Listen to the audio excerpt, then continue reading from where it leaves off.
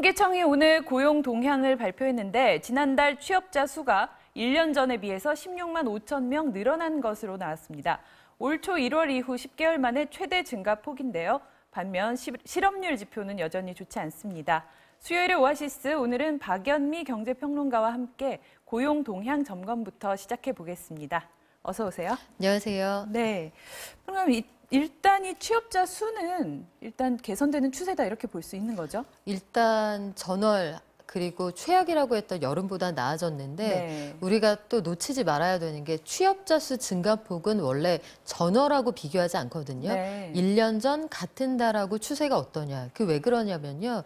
예를 들어서 여름에는 농촌 같은 경우에 일자리가 많아지는데 겨울에 일자리가 줄어들잖아요. 네. 그리고 실업자도 통상 2, 3월에 많습니다. 졸업생이 나오니까요. 네. 해서 이런 계절성이 있기 때문에 전년하고 비교를 해야 하는데 네. 이게 전월하고 비교하면 그래도 낮은 게 사실입니다. 여기서 16만 5천 개가 늘었으니까요. 네. 오랜만에 10만 명대를 회복을 했는데 이게 작년 이맘때하고 비교를 해보면 실업률, 실업자가 11월 기준으로는 사실 금융위기 이후 가장 많은 숫자를 보였거든요. 그러니까 이런 부분은 감안을 하고 봐야 할 것 같습니다. 네, 그렇더라도 그 올 여름에 8월에 3천 명까지 떨어져서 정말 충격을 줬잖아요. 고용 쇼크라는 말도 나오고 그때 정말 그 쇼크에 비하면 지금은 조금 그래도 숨통이 트였다 이렇게 볼 수 있겠죠. 네, 정부가 이제 일자리 문제의 심각성을 파악하고 여기에 재정을 집중적으로 투입을 하면서 네. 보건복지, 사회서비스업을 중심으로 이제 효과가 좀 나타나고 있구나. 네. 일자리 정책에 들어간 어떤 비용들이 일자리로 이어지고 있구나 이런 해석이 가능합니다. 네. 근데 이 정부의 단기 일자리 대책 놓고 사실 논란이 많았는데 그 지표를 좋게 보이기 위한 어떤 임시방편 아니냐 이런 의견들이 많았는데요. 이번 고용지표 좀 질적 측면으로 본다면 어떻게 볼 수 있을까요?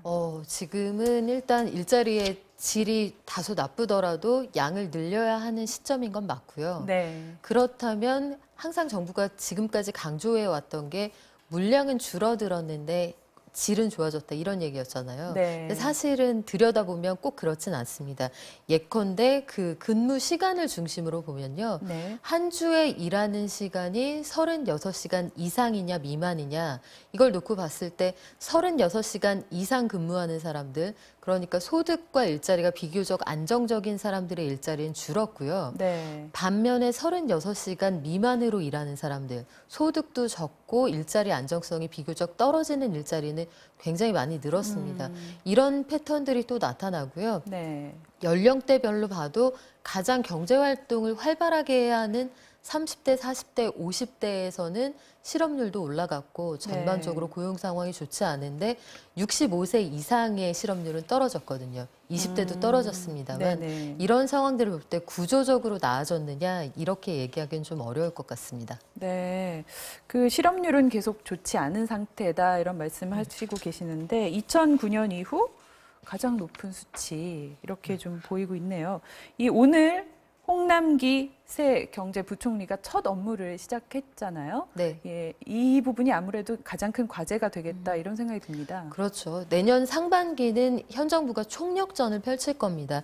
해서 나온 여러 가지 대안 중에 하나가 내년 예산의 70%를 상반기에 배정을 하겠다. 네. 원래 그 기업도 마찬가지인데요. 상반기에 첫 삽을 뜨고 이 사업이 연말까지 쭉 지속이 돼야 그 한 해의 성적으로 평가를 받을 수가 있거든요. 네. 그래서 보통은 어떤 사업이든 연말에 시작하지 않습니다. 하반기보다는 상반기를 선호하는 게 일반적인 패턴이기는 한데 네. 70%를 배정한다. 이거 사실은 굉장히 파격적인 거거든요. 네. 특히 일자리 예산은 78%를 상반기에 말하자면 올인하겠다는 얘기예요. 예. 그건 뒤집어서 생각을 하면 현 정부가 내년 상반기 고용 상황을 거의 보릿고개 수준으로 판단하고 있구나 이런 것도 엿볼 수가 있습니다. 네. 자, 다른 이슈 하나 더 보겠습니다. 그 고위 분식회계로 상장 폐지 심사에 넘겨졌던 삼성 바이오로직스가 살아났네요.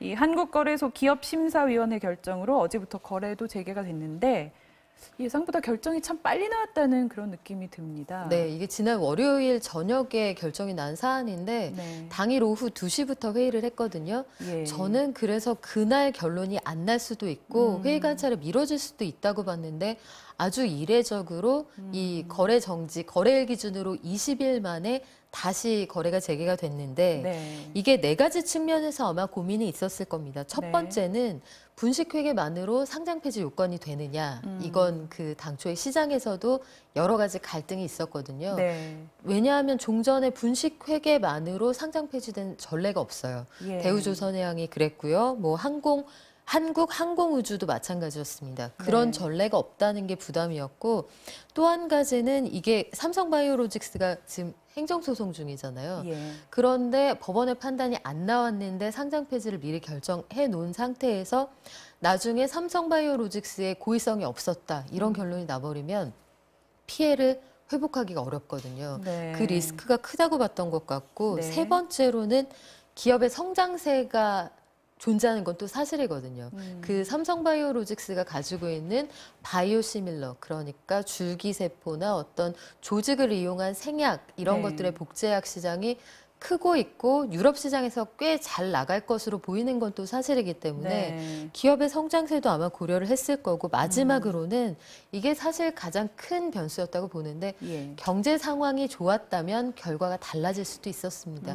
그런데 지금은 그 코스피 시장에서 덩치가 5번째로 큰 기업의 네. 상장 폐지를 결정하기에는 우리가 버틸 수 있는 체력이 없다. 이게 네. 아마 가장 큰 고민이었을 겁니다. 예. 그래서 이 20일 만에 거래 정지된 지 20일 만에 다시 거래가 어제 시작됐는데 그야말로 급등을 했죠. 네, 어제 아주 증시의 반응이 폭발적이었다. 이렇게 표현해도 과언이 아닌데 네. 장 개장하자마자 거의 20% 급등한 채로 출발을 했어요. 그리고 어제는 장중에 20% 이상 올라서 주가가 40만 원을 돌파하기도 했습니다. 네. 어제 결국 종가 기준으로는 한 17% 조금 넘게 올랐는데 예. 오늘은 어제 워낙 많이 오르다 보니까 소폭 조정을 받더라고요. 네. 뭐 1%대 하락세입니다만 그럼에도 불구하고 주주와 시장이 삼성바이오로직스의 어떤 악재들은 끝났다. 네. 이쪽에 한 표를 던지는 것 같습니다. 네, 지금 또 계속 이제 뭐 올랐다, 뭐 내렸다, 지금 약간 보합세를 보이면서 또 오르기도 하고 있는 것 같습니다. 자, 이 사실 분식회계, 이 용어 자체 바꿔야 된다 이런 말들도 많은데요.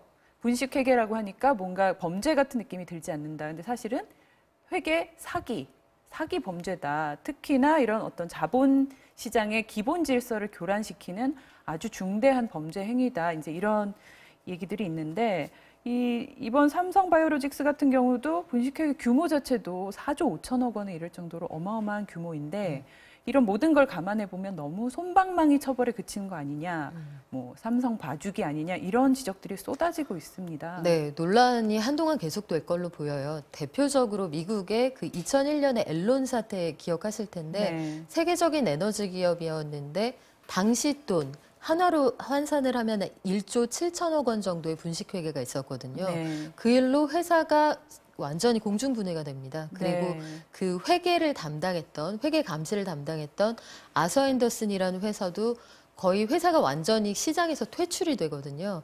어마어마한 그 벌금도 내야 했고요. 그리고 네. 그 앨런의 CEO의 경우에는 24년형을 그 선고를 받게 되죠. 그런데 네. 그에 비하면 삼성을 지나치게 봐줬다 이런 주장이 있는 것도 사실이고요. 네. 근데 삼성의 반격은 또 어느 부분에서 시작이 되느냐면 네. 그들은 일부러 장부를 가짜로 썼지만 우리는 회계하는 방식, 그러니까 장부를 적는 방식을 바꿨을 뿐이다. 법을 위반한 게 아니다. 이런 반론을 펴고 있어서 네. 한동안 논란이 계속될 걸로 보입니다. 네. 그 금융위원회가 지금 검찰에 고발을 한 사건은 계속 수사가 진행 중인 거죠. 그렇죠. 그리고 사법적인 판단을 이제 기다려봐야 하는 네. 상황이에요. 삼성바이오로직스가 어쨌든 거래는 재개가 됐습니다만 회계 처리가 적절했다 이걸 입증하기 위해서라도 소송을 유지한다는 입장이에요. 네. 왜냐하면 이게 두 가지 쟁점이 있습니다. 하나는 분식회계 논란으로 주가가 급등락했잖아요. 그러면 삼성바이오로직스의 주주들이 소송을 걸 수 있거든요. 이 경우에 금융당국의 판단 오류였다는 걸 부각해야 삼성바이오로직스 사측이 주주로부터 책임에서 자유로울 수가 있습니다. 네. 또 다른 한 가지는 제약사잖아요. 제약사의 필수 조건이 신뢰성을 회복해야 된다는 점. 추후에 그 사업을 계속하고 해외를 상대로 장사를 하려면 우리가 투명하고 믿을 만하다는 걸 보여줘야 하기 때문에 아마 그런 대외적인 액션의 의미도 갖고 있는 것으로 보입니다. 이 제약사 같은 경우는 또 그런 어떤 부가적인 그런 조건이 있나 보죠? 그런 것들이 담보되지 않으면 물량을 일단 주지 않죠. 그 국제시장에 보이지 않는 불문율 같은 것인데 네. 지금 그래서 지난달 28일에 삼성바이오로직스가 증선위를 상대로 행정소송을 냈잖아요. 네. 이게 뭐 길게는 1년 반 이상 갈 수 있다 이런 얘기도 나오니까 네. 계속해서 그 사그라들지 않는 이슈가 될 걸로 보입니다. 예, 잘 들었습니다. 자, 오늘 박연미 경제평론가와는 여기서 마무리하겠습니다. 말씀 고맙습니다.